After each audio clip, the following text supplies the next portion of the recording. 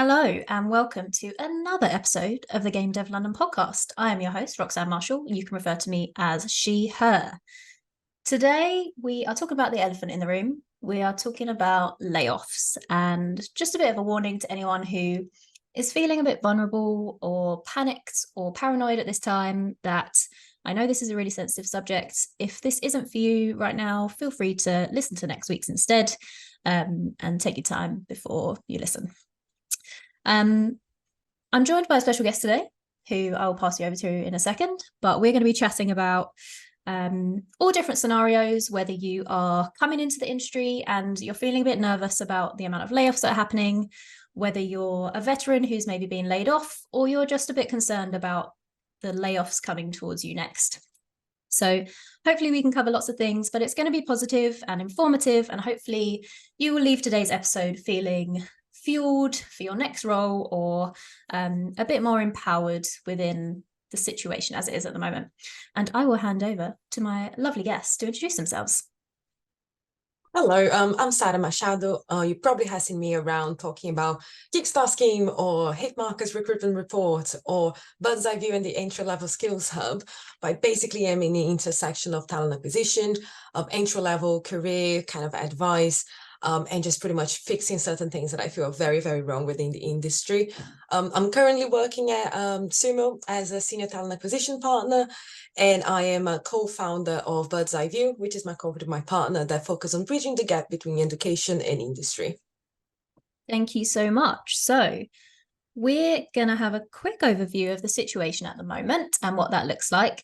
So it'll be great if you can give us a little bit of insight to anyone listening into what has been happening, any particular professions that are being laid off more than others, and what that maybe means for the industry. Yeah, no, of course. So as we normally see in games, there's like this wave of layoffs, and sometimes it comes together with tech layoffs, sometimes it doesn't.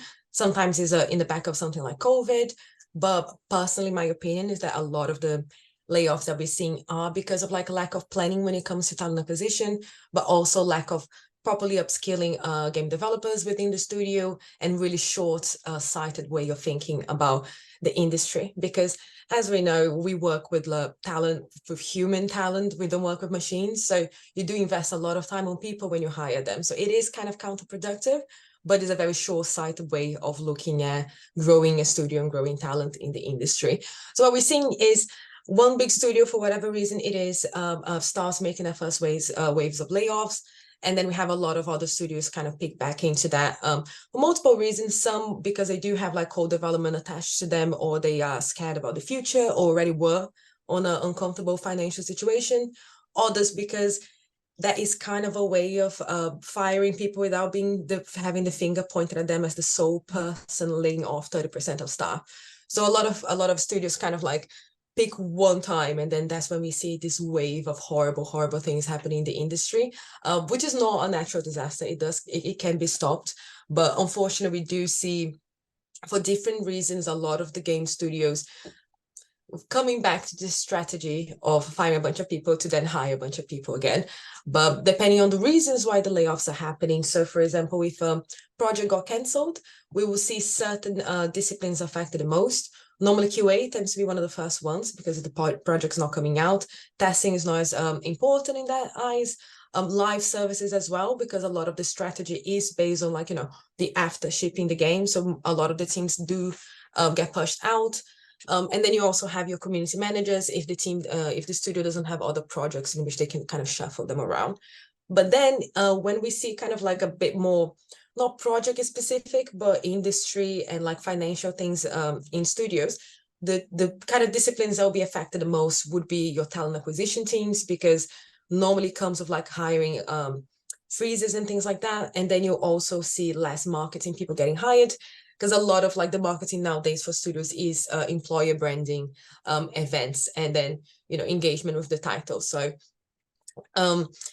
I think those, even though those disciplines have a lot of like very transferable skill sets, which is my issue about like the lack of upskilling in studios, they tend to be the first ones kind of thrown out, because sometimes they're also seen as the ones that are entry level kind of disciplines or entry level or pathways in the industry. So if there's more people there to hire, then normally you're probably going to be in this uncomfortable situation, less so than your very niche disciplines like, I don't know, animation programmers or anyone that works with like core engine, because that kind of can be put into the next titles, and it's really, really hard to find those people. So unfortunately, what we're seeing is more of the same, of the people getting losing their roles are normally within all minorities, all groups that are less represented, which is absolutely terrible. And then we're probably going to see in a few months the studios running to hire a bunch of seniors and leads all over again, because unfortunately upskilling doesn't happen internally. So yeah, it's a very, very tough moment. Everyone is absolutely so destroying to open LinkedIn, and being a recruiter, actually having to be on par with which studios are letting go of people as part of my job is very hard not to let that affect me, especially as a woman, an immigrant, a person that has no sort of like degree and works within those disciplines that tend to get affected whenever layoffs happen. Yeah, and you've been in this situation yourself Yes, in the and past. it's interesting because it wasn't in games. I have been lucky enough not to be made redundant in games, but working as swimmer, this is my first proper like in-game job. So, fingers crossed it doesn't happen. But in the past, um, I have been kind of like made redundant after a year and a half in a company, pretty much wearing every single hat they had. And they waited to tell me that I would be fired right after I came back from my holiday. It was the first time I went to Brazil to see my family in 2 years. Spent all my money, spent all my savings. I came back, they're like, we need to talk. You're not tough enough for hospitality. You have a month to find something else. Which for me, again, no degree, immigrant in the UK, being there for like around 2 years or so, it was really complicated to navigate it, because when you are in games, you at least have a bit more of like a direction. But at that point, I was very much like, where do I go? So I had to learn how to deal with myself. And at the time, I was very much not aware that I was autistic and had ADHD, but I kind of knew that, for example, certain emotions would hit me stronger. So I kind of like divided the whole process after being made redundant in like 3 phases. Just one, to create the space to mourn and just mourn every single expectation that I've built, because that is the thing that really makes you sad. One is, the stress and despair of like how I'm going to pay the bills, but it is like the whole plan that you had for your whole life. So you do have to mourn it, because I know that when I don't choose times to do so, those emotions overtake me in the less opportune times ever. So I do create the space for them. I would kind of like combat the fear of and the panic of not getting something in time with like the notice period that I have by working backwards. So I'll be hyping myself in a sense of, okay, we have a month to get a job. And I particularly really like creating processes. So I was like, this can be a really exciting opportunity for you to reinvent how you job hunt, write everything down, come up with new strategies, like make something out of this moment. And that kind of started changing my mindset, because I was very much, still in the morning thing. And then I slowly kind of get into, but what about this horrible opportunity does make me a little bit excited to do? And for me, it's processing and organizing job hunting. I know that sounds so crazy, but I just truly enjoy it. I love my processes. But then the third thing that I had to do was kind of like leverage my own love for imagining different scenarios. I've always been a very big daydreamer. So since that is something that I can do at any point of my day, and it actually brings me so much joy to just sit down and just look at a wall and imagine everything, can I start imagining this? Yeah, can I start imagining this new job, this new opportunity, myself in a month, working in a company that has all those things that my last company didn't have? I imagine myself like talking with the team. I imagining having different hobbies and specific places I would go for lunch for them. And then slowly I will be more excited about, oh my God, so many newness coming my way, and this is great.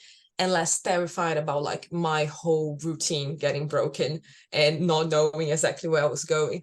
So it is a very personal way of dealing with things, but I think it's really important to understand how you normally deal with very tough, abrupt situations, and then catch and nurture the emotions that you want before you get all the emotions that you don't want catching you first. So for me, it did work. I eventually got a job. It wasn't the best job ever.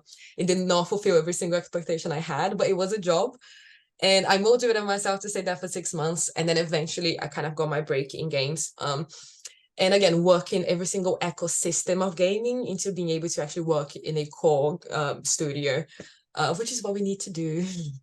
Yeah, no, I think you kind of mentioned a really good point about the opportunity that it brings. And look, it's really tough, and I'm not kind of trying to put rainbows on something that isn't there, but it is a great opportunity to look at what you've been doing, what you're daydreaming of, what you maybe wanted to do and have lost sight of, and think, what do I actually want to go for now? And you can put a bit more of like this new energy into maybe something completely different. It's a really great time to just reflect and decide what's next, and you do have the power of that at that time, and it probably won't feel like it, but it is a really great time to just take back that empowerment and really decide what's next for you and why.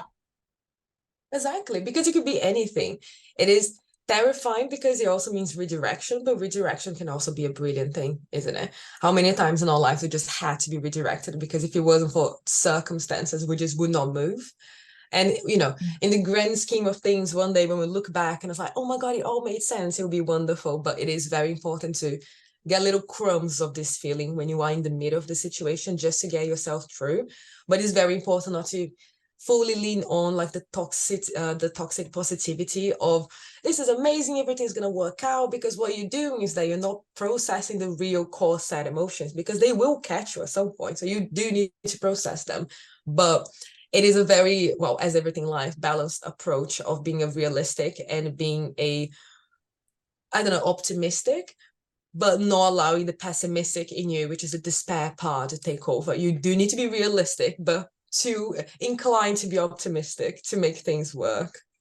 Yeah, absolutely. It's a really tough thing to juggle, but you really do have to look at the emotional side of it, because if you don't address it, if you do get a new job and go into it, you're still going to be processing that change and that time whilst trying to start a new job, meet new people, learn new company, and you won't be able to catch up with yourself. Exactly. And that's when people burn out or they just really need a break. I always recommend to people when they are moving jobs, make sure if they can, of course, to leave at least a week in between, because, fair enough, if you need to find a job immediately because you need to pay your bills, and that is me, I will not chill until I have two offers and, I don't know, a freelance opportunity and a part-time role, and my mom asking me if I want money to do this IT thing for her. But if you do need to kind of jump and do those things, make sure that you have a week in between that mindset and starting a new job mindset, because you will carry all of those emotions. You do need to give time for them to dissipate before. Yeah. So after you've processed, what's next? How do you go back into applying for things, and what sort of processes do you have in place? I know you've got some really great ones to just stay on top of what you're applying for, and what's a few things you'd recommend absolutely making sure you do? So I mean, this is very me, and I don't know how I didn't know I was autistic before, but I do like researching things very well, because it does put you in the best situation. So and this is from an entry level to people transitioning industries to people like just having been made redundant. Understand what changed in the environment, in the situation, in the industry, and understand why it changed, and understand how you can position yourself to be benefited by that change. So, if you're seeing a lot of big studios doing big layoffs, have you looked at what the industry is looking like in a small studio? Have you realized that maybe because you're a generalist, you'll be better positioned to work in a small studio than just go into a big studio? So most people won't be, a lot of people will still be applying for those big studios, but not everyone will have like the process and the mapping of what else can I do with my skills. But in order to do all of those things, you need to understand what changed. And specifically with these current layoffs, it is very important to kind of, because you might end up getting yourself a new job and in 3 months you're in the exact same situation. And that is kind of what I think is mindful. Like if you're already being burned by being made redundant, what do you learn about that situation? What signs were there? Which questions you would ask next time, so you have a better idea of, like, I know, from runaways to how they place the importance on upskilling talent. Like if there's a new lead or senior role, do they do that internally or do they recruit from outside? How many people have they hired last year? When was the last time this company was made people redundant? So it's really important to kind of like understand, is this company that you're going to apply for, or the company that you just got fired from, did the layoffs happen because a project got canceled, because there was bad planning around the money situation, because it grew too fast? And then there is a limit to how much you can grow, but that's not how investors see things. Is like constantly growing. But once you understand those things, then it kind of helps to remove the "this is my fault" issue as well, and then it helps you to position yourself better on your next opportunity. But then there are a couple of things that you need to do while you are job hunting that I think are very important. First, you need to diversify your applications, and this can mean different things. And I like to do it in different despair stages. But basically, you diversify in terms of like, location, studio sizes, and then you go to like companies in the gaming ecosystem and maybe not like core game development. And then you're like, okay, so what other industries normally hire people from games that I can also reach out to, that won't make myself, it won't give me a hard time coming back to games after. So for example, going to things like animation or VFX for movies, depending on your skill set, and if that is something that you can kind of transfer to, it's not as hard to go back from those industries to games and vice versa. It really does depend, and it takes a lot of planning and mapping, but it is easier than you fully removing yourself from games and then trying to come back later on. But you need to be realistic. The industry is in a very uncomfortable place, and it will be in this very uncomfortable place most likely until next summer, to be completely honest, because I think a lot of the studios will be very, very like cautious about hiring now. So instead of like putting every single one of your eggs and just going with like, this is my dream, I'm gonna make it happen. If it's your dream, you will make it happen. It will never be in the way that you think it will be. It just won't. No sort of progression is linear since the 60s. Our generation does not, sit in an office for 20 years and eventually is the CEO. That's just not how it works for us. So we really need to stop using kind of those expectations as how things work currently. But then having a really good system, you need to be able to track your effort, because that is the best way to redirect your effort in a timely manner. So if you're seeing that you're putting a lot of applications on this and it's not working, but out of the 3 applications you've done in this other thing, you got 2 interviews, what other opportunities have in common with those? What in your CV, what in the job description, what in the studio's reality made your profile be so much better than the others for you to get a turnaround faster than your other opportunities? And how can you find similar job titles to this one? Because don't have a lot of standards in gaming. So it might be that you're looking for this job title and there's other 5 job titles that mean the exact same thing, but no one agrees on anything. So you do need to have a really good, you need to have a tracking system just to be able, it can be the most basic thing, but the idea is being able to track and change it fast enough, because there's no point next time you look for a job, look back to that spreadsheet and be like, oh yeah, that's what I've done wrong. But you also need to be able to celebrate and recognize your little wins. You need to be able to see some sort of physical thing when you just don't get the feedback or the offer or the job. So having this, even if you're just looking at it as like, oh my God, I applied to so many places, look how consistent I am. Look how proactive I'm being. Like, you know what? Kudos to me. This situation is horrible and I'm still here making gold out of it. It might not always work, but you need to give yourself the tools to be able to celebrate yourself, because if we don't do it, who else is going to do? And also leveraging the things that you now have that you didn't have before. So if you're made redundant of, let's say, your first role, what was really, really hard about the first role, the first time that you got the job? You didn't have a community, you didn't know what you're looking for, you didn't know what you brought to the table. Now you have all of those things. So for me, I always recommend thinking along those lines, because I talk to so many developers that are absolutely destroyed after putting 5 years of like blood, sweat, tears, love in a project, and then not having anything that they can share because of NDAs, and not having even a ship title. And after 2 years, no one remembers why that title got canceled and how other 5 titles got canceled at the same time. No one remembers that. But if you kind of look at your experience in a sense of, okay, yes, I spent 5 years building this game, but what else in the meantime I built directly or indirectly? You build a community no matter what you do, just by interacting with people. So leverage your community. If you not super close to them, you still can kind of like ask for skill endorsements. Endorse one of their skills. Ask them to endorse one of your skills. Something that you is not super accepted between marketing and LinkedIn, which are engagement pods, but I think brilliant when you're job hunting. Tell your friends, hey, I'm going to make a post about looking for a job now. Because of the algorithm LinkedIn, the first 1 hour of engagement will determine how that post is going to go for the next week. Get 5 of your mates to comment, put 2-paragraph comments, like, share. Get a friend to make a post about you and make a post about them. Just share your kind of connections and played all the algorithms and all the softwares that we force to use, like LinkedIn. You already made a LinkedIn, you might as well leverage it, because every role you have a stronger profile. So just making sure that you don't see this opportunity as, yes, I've gained 5 years of skills and no one's taking me seriously. Because if everyone's getting fired, it will be much harder to get hired. But if you stop looking at your skills and development and assets and portfolio, and you look at all of the amazing things that I've built, that I've learned, that I've helped, that I've connected, the collaborations I've done, all of those are your kind of support net. And a lot of the time, and for me, is when we say that, the hard skills are stronger than the soft skills, which are interpersonal skills. I think those are the things that actually will get you the most opportunities. Because if you can't sell your fish, as we say in Portuguese, there's no point in actually having a fish if you are trying to sell it. So yeah, I think definitely reshifting the mindset, but fully acknowledging that there is so much more that you put into a job than just the actual doing the task, finishing, delivering your ticket.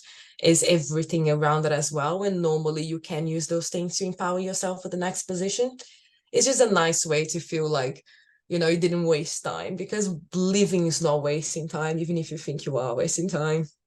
Yeah, I think just like you said, reflecting is such a powerful thing to do at that stage, whether that's thinking about what you want to do. Is it what you still want to do? Is it that you might need to pivot into a different industry, which, like you said, it's not failing, or it's not that you're going to leave forever. And it can actually be really helpful to learn new processes, ways of working, or skills that you might not have had the chance to do before. And now, you're in this new position, you can try new things. And that's a really powerful thing. I know it feels very scary, especially if you've been doing something for a long time, but really do use it as an opportunity.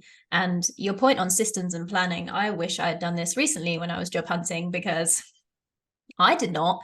And I spoke to you about this the other day. I had a recruiter message about a job I'd applied for, and I had to ask what the job was. And it felt really embarrassing. I'd been looking at kind of 2 different professions, so it could have been anything. And it was just really awkward. And I may have kind of lost out on that because of that kind of conversation. So planning is a really big thing, and I'm sure there are tons of resources and things to access that you don't have to build all this yourself. It's out there. Yeah. I assume, if you can point us in the direction of any great resources. 100%. And I think at the time, and that's one of my main, like, not issues with gaming. I absolutely love our industry. But I also hate how all of us are so like, I'm gonna do this brilliant thing for the industry, and then no one collates all of those things together in one place. You just kind of need to tread everywhere to find it. So I couldn't find it, and I had to learn from scratch, and I had no experience and no degree, and no one in my life that has ever even pronounced the words, I will work with games. So where do you even start when it comes to that point? And that's how I built all of my resources. That's how I built all of my processes. I just didn't know where to start, and I couldn't find anywhere I could research. So I thought, okay, how about I approach this in a way that the next person will be able to very clearly know what I've done and what worked. So I share a lot of resources on my LinkedIn, which you can find is Sara Machado, SARAMACHADO. But I also, we are doing together with Into Games and on Bird's Eye View, is together on the entry level skills hub. We're gonna have just a resources page that Into Games has been building for ages, and the whole point is not, oh my god, another resource page, another a place where you can read about entry level roles in games. It's supposed to be the place you go there, so anyone can kind of submit their own resources pages and add it there. It's just the idea of having this specific place to start, which I think is a very important thing. But in general, a lot of the content that I share as well is most of the time sharing other people's resources or sharing those little processes that I've put in place in myself and that really worked. And you know, with the disclaimer of everyone's very different, maybe not everyone enjoys sitting and looking at a spreadsheet and it's like, oh my god, look at that, there's a 15% improvement from this thing and this, and I spent 2 hours less doing this and I got more of that. But it is all about finding what you enjoy in that process. And I know very much how that sounds because my partner was looking for jobs I think a month ago, and he just hates how I do look at job hunting as this like exciting task. So I appreciate that this is coming off sometimes as very much like, oh yeah, just love job hunting and everything's gonna be fine. If you love what you do, you're never gonna hate your job kind of thing. But you do need to find them. If it's something you're gonna have to do, probably somewhat often in your life, you do need to find a way to not hate it as much. And that was me with like any math or physics thing in school. Like I love everything geeky, nerdy, and science related, and I'm terrible with math. So I just had to find something within that I found interesting. But yeah, in terms of resources, there's so much you can look in games for. But I think my biggest advice is really hard to find a job in games without community. And it is via community that you find all of the extra resources, the extra opportunities that are not spoken about, and just you kind of build your being known. So especially for entry level, I'm a big advocate to, instead of just, you know, going on LinkedIn and messaging a recruiter or messaging a random person, engage with the content, just follow them, engage your content. The same question you ask them on a DM, ask them on the comments and be very kind about it. You most likely will get a reply. And then you get all the people being like, oh, that is a great question. Oh, I had the same issue. And then you have someone in the same level as you, someone else that you added value to that post by engaging, because, you know, we all know that content creation is one of those things you do need to engage to get anything behind it. And when you put a lot of time creating resources to people, engagement feels like a little nice compliment of, I see your value. So building a community can be as easy as looking for information that you find interesting and adding the value of engagement to those people. And, you know, leave LinkedIn to-do tricks. The algorithm start pushing you forward more. People are going to start getting the suggestions of endorsing your skills more. Once you get all of those things building, you show up in more recruiter searches as well, because it's all about this underground point system of like how good you are with whatever LinkedIn kind of is.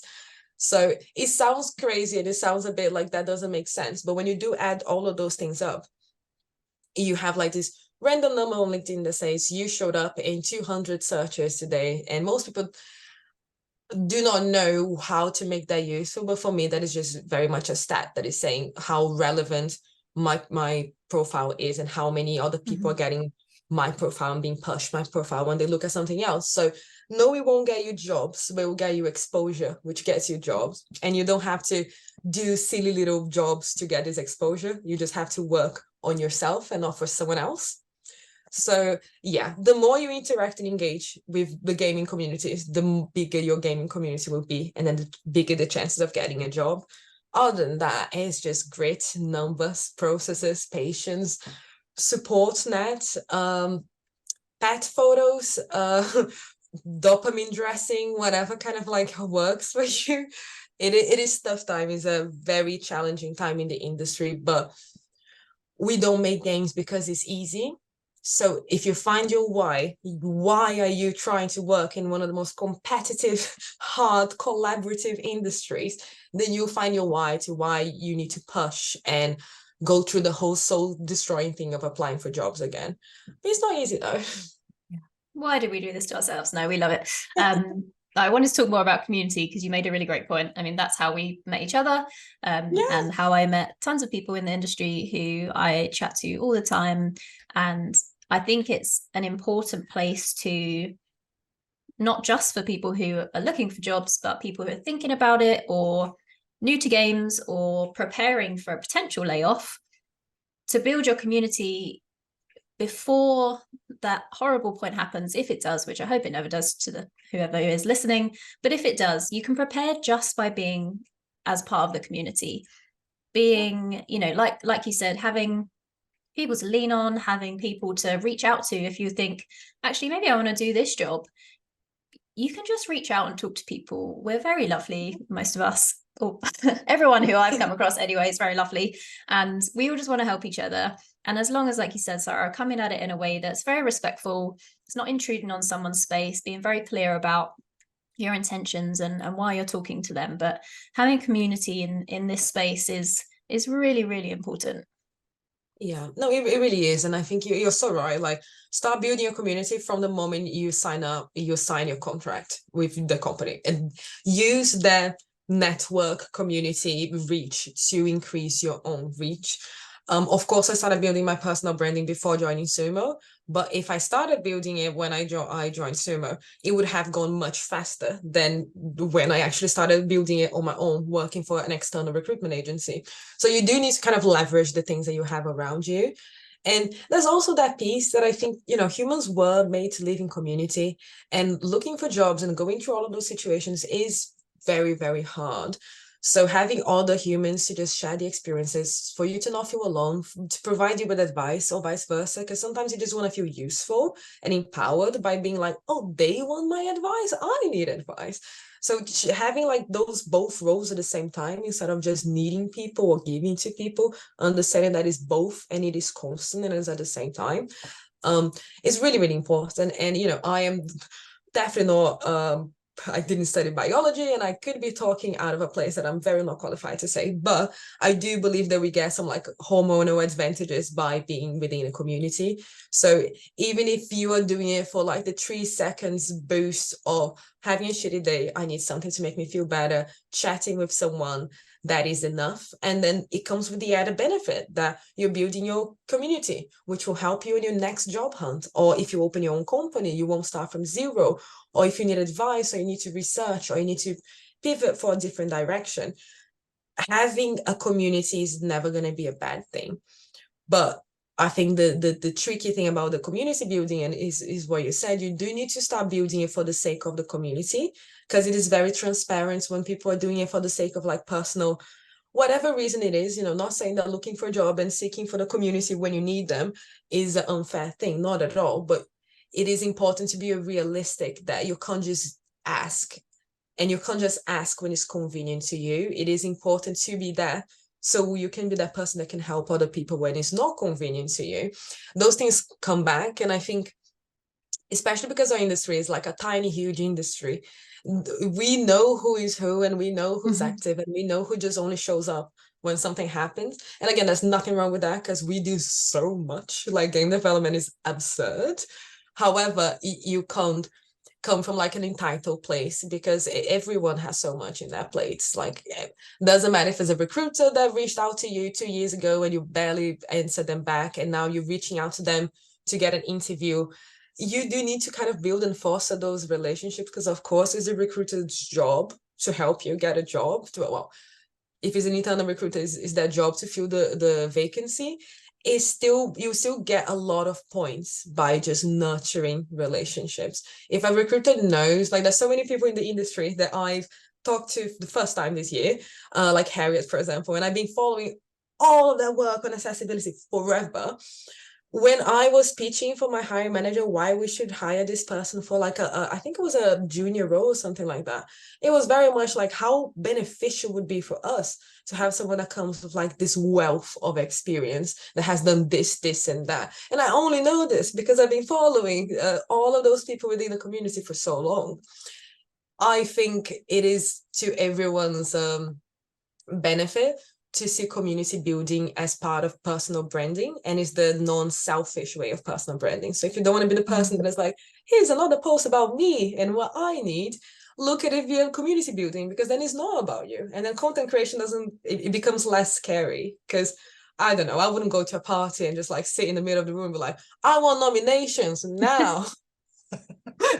But we see that all the time. Look at me. Yeah, no, I'm totally with you. It's super important to, we're all in this together. We're all going through all of these things together. We all love this sometimes frustrating industry, but we're here because we do love it. And as many of us as we can be in this community together and help each other, the better we're going to be. Yeah, 100%. And on that very sentimental, lovely note, I think I will conclude today's episode. I think we could probably talk about this forever, so I think we might have to do a part two. But it was so great to chat to you. Thank you so much. Where can our listeners find you, follow you, see more about you? So I try to use the same name in every social media. The problem is that it's a very Brazilian name. So that's that. But it's Sara without a H. So if you are wondering how to say my name, Sara. But I also take Sarah and Sara and all the other wonderful versions of it. And my last name is Machado, which is Machado. You should be able to find me on Twitter and LinkedIn with those two names. And if you don't know which Sara Machado it is, I have peach hair. So that kind of always helps. And that'll be it. I mean, talks, I mean, events. I normally go to whatever event people drag me to talk at. So if you ever see me around, feel free to say hi, ask a question, or like and comment on my posts because engagement is great. Thank you very much. Thank you. I'm Roxanne Marshall. You can find me on LinkedIn, Roxanne Marshall, or Xai Gaming, XAI Gaming on Instagram and Threads. You can find Game Dev London at gamedev.london pretty much everywhere. Just search it, you'll find us. And we will chat to you same time next week.